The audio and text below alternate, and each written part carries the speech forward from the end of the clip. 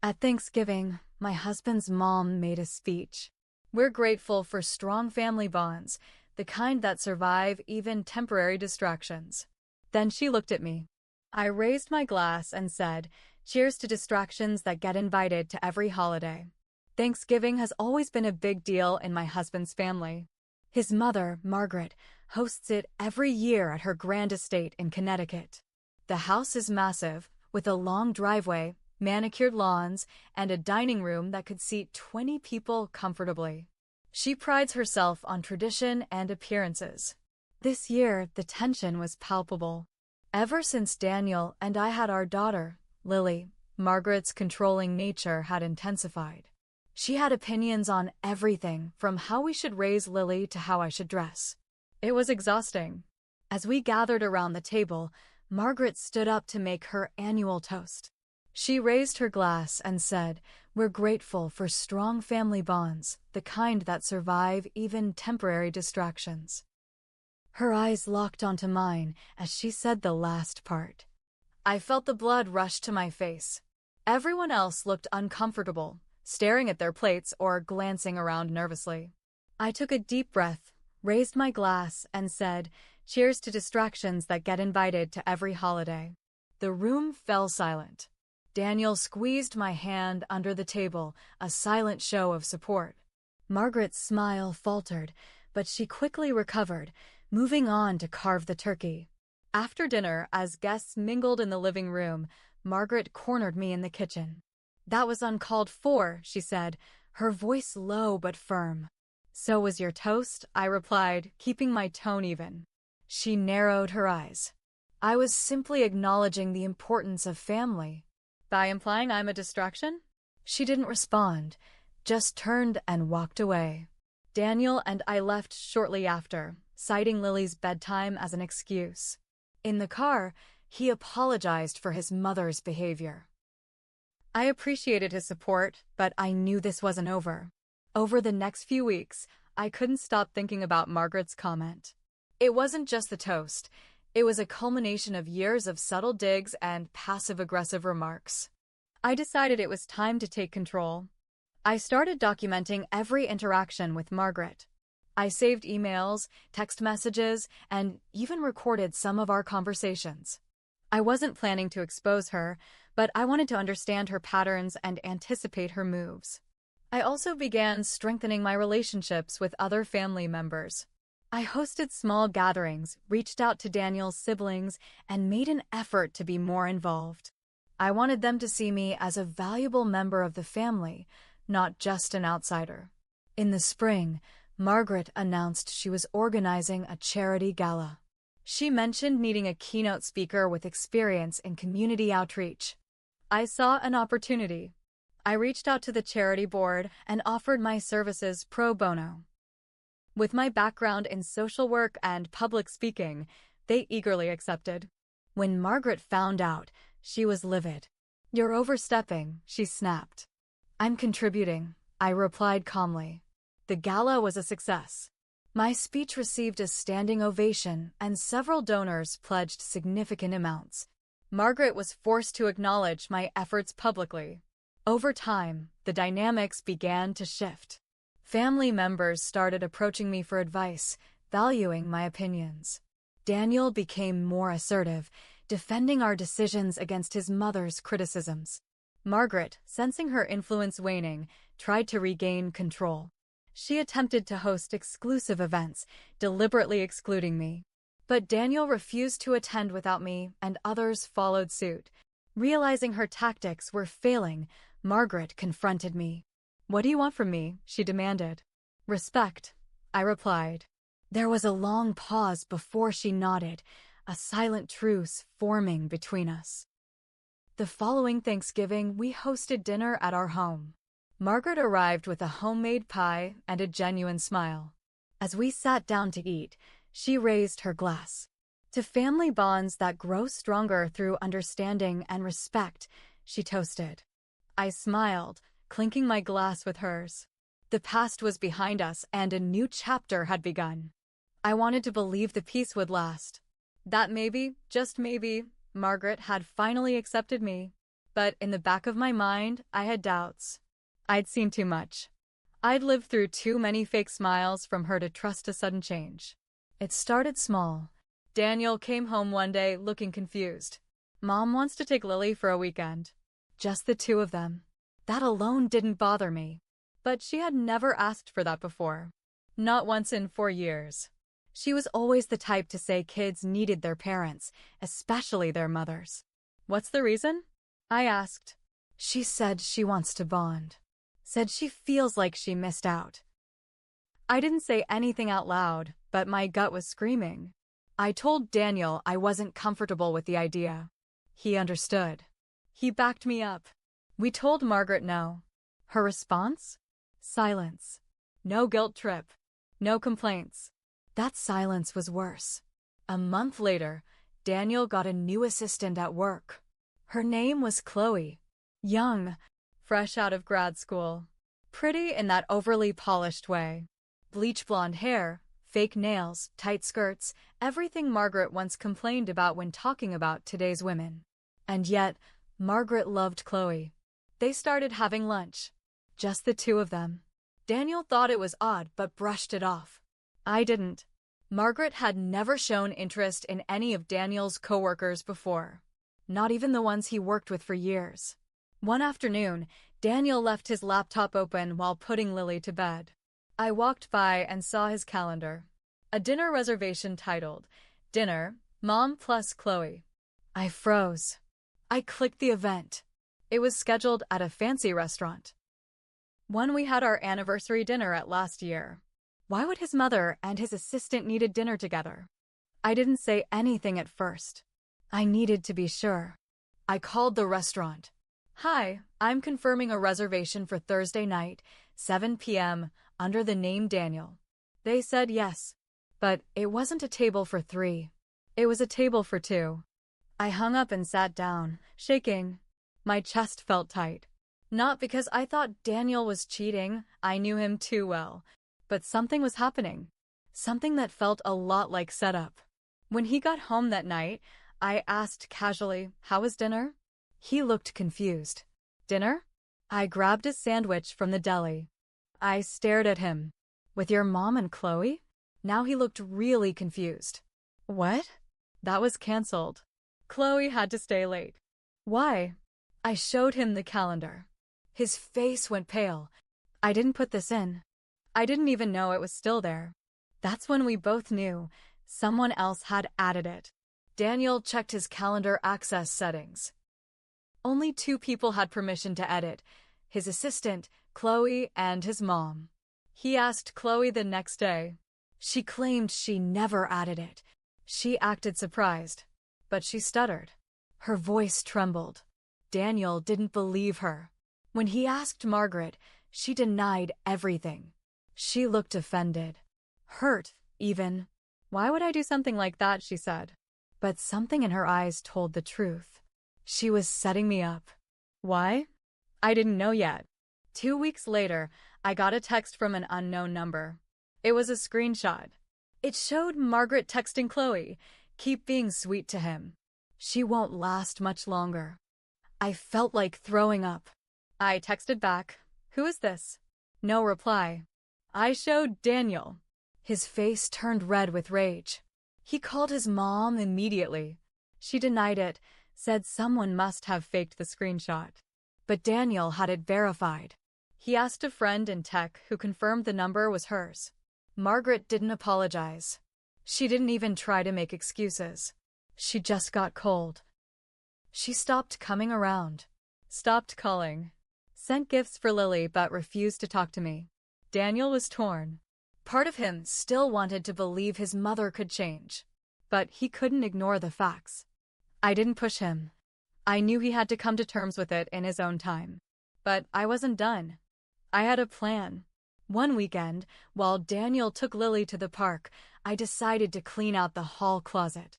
We had shoved a bunch of old boxes in there when we moved 3 years ago and never touched them again. At the bottom of a box labeled miscellaneous, I found something strange. It was a silver picture frame. The photo was missing, but I recognized the frame instantly. It used to sit on Margaret's mantel, between her wedding photo and a crystal vase. Why was it in our house? I flipped it over. On the back, scribbled in faded ink, were the words, Britt and Daniel, summer 17. Britt? There was never a Britt. At least, not one I'd ever heard of. When Daniel got home, I showed it to him. His face dropped. He sat down. Quiet. Still. Then finally he said, Britt was someone I almost married. Before you. What happened? She left. Disappeared. Told me she couldn't deal with my mom anymore. I couldn't let it go. Daniel never talked about his past relationships. I respected that. But now I felt like Margaret had left breadcrumbs on purpose. That picture frame wasn't left by accident. I did what any curious person would do. I looked Britt up. Found her on Facebook under her full name, Brittany Fields. She was living in New Jersey, working as a nurse.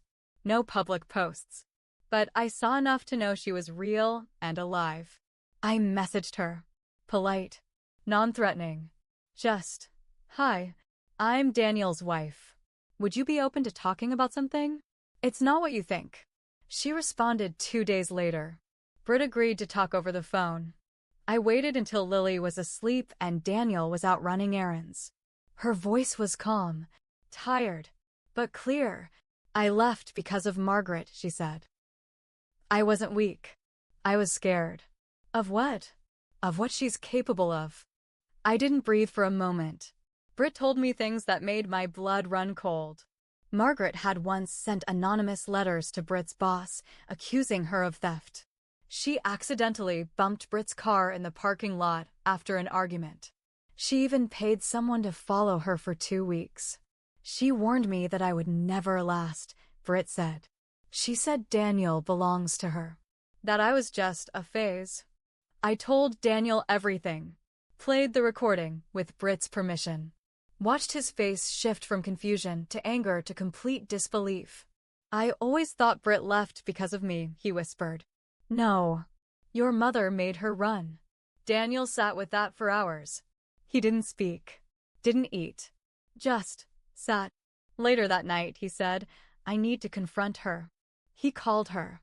Asked to meet at a local cafe. I went with him, but sat 2 tables away. Margaret showed up wearing her best pearls, acting like nothing was wrong. Daniel didn't waste time. Why did you try to destroy Britt's life? She blinked. I don't know what you're talking about. I spoke to her. She told me everything. And I believe her. Margaret didn't deny it. She smiled. She wasn't right for you. You don't get to decide that. You think this one is, she said, jerking her chin in my direction. You think she's different? Yes, he said. She's better. Stronger. Smarter. Margaret's eyes turned to ice. She stood up, leaned in close to him, and whispered something I couldn't hear. Then she walked out. In the car, I asked, what did she say? Daniel hesitated. She said, let's see how long she lasts now that she's poking around in old dirt.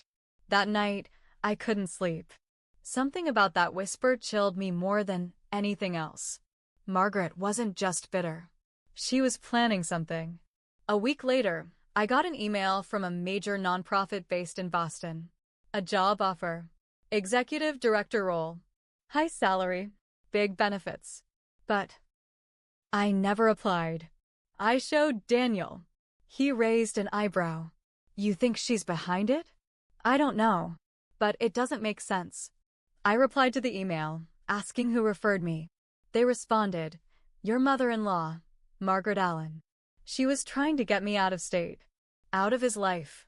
Then something unexpected happened. I got a call from Daniel's older cousin, Robert. He was one of the few in the family who had always been polite, but distant. He said, we need to talk. About Margaret. We met at a diner. She did it to me too, he said. My wife. Our marriage. Margaret interfered until my wife left. Then she told the family my wife cheated. She didn't. Margaret lied. I stared at him. Why are you telling me this now?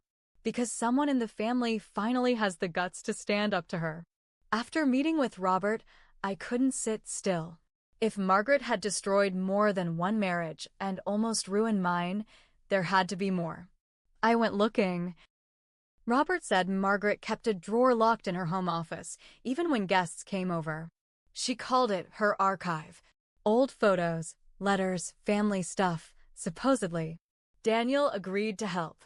He had a spare key to her house, something she gave him years ago for emergencies. We waited until she was out at her country club. Daniel distracted the housekeeper. I went into the office. The drawer was locked, but not hard to break. Inside were folders. Dozens. Labeled with names. Some I recognized a family. Others I didn't. I pulled the one marked Brit. Inside were printouts of emails, photos of her house, even a copy of her job offer from years ago. It was surveillance.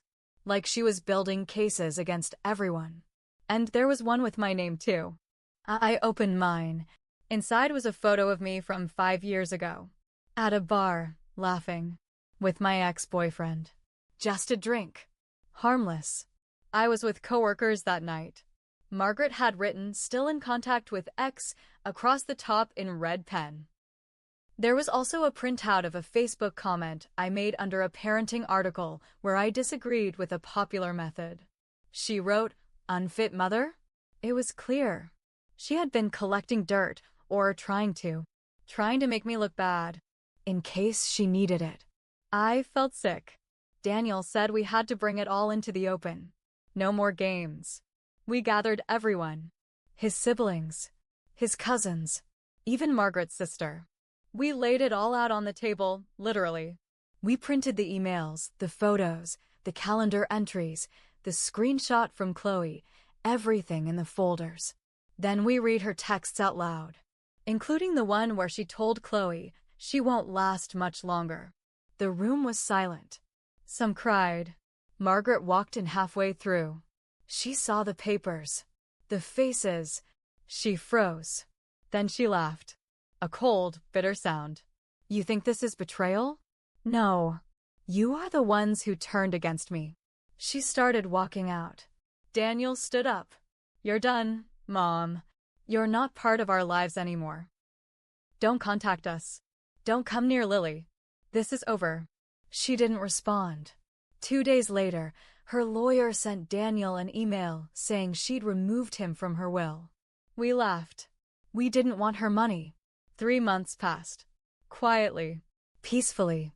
Then Chloe contacted me. She quit working for Margaret after that night. She also sent me an apology.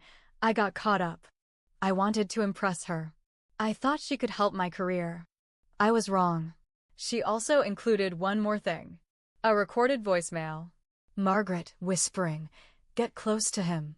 Make her doubt him. She'll break. Just like Brit." I thought it was over. I really did. But one night, I found myself messaging my ex. The one from the photo in the folder. Just to see how he was doing. Harmless, I thought. Daniel found out. He didn't yell. He didn't slam doors. He just looked at me, disappointed. "Why?" he asked. I had no answer. Maybe Margaret had gotten in my head, even after all that. Maybe her doubts still echoed inside me. We went to therapy. It took time, but I owned it. I didn't make excuses. I made amends. We moved. Out of Connecticut. Out of reach. Started fresh. Blocked her number. Changed emails. Kept Lily far from it all. We built a new life where no one knew us as her family. Just ours. But I never forgot. I still keep the folders.